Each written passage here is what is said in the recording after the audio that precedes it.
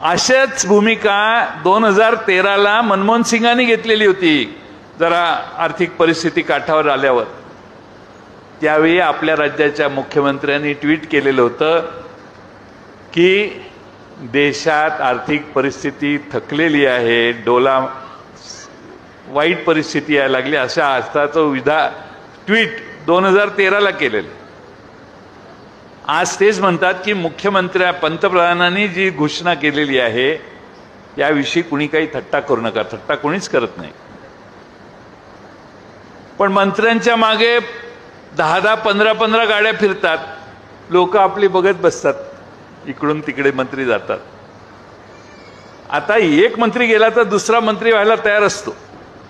त्यामुळे मंत्र्यांच्या जीवितासाठी 5-5, 6-6 पोलिसांच्या गाड्या ठेवायची काही गरज नाही. एक बॉडीगार्ड, एक पोलीस बस.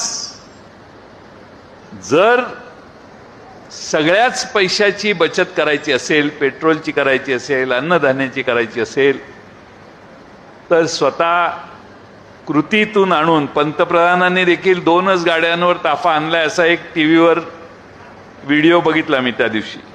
त्यांची गाडी आणि मागे एक गाडी. आणि मला अपेक्षा आणि खात्री आहे की राज्याचे मुख्यमंत्री देखील त्यांच्याच गाडीतनं फिरतील.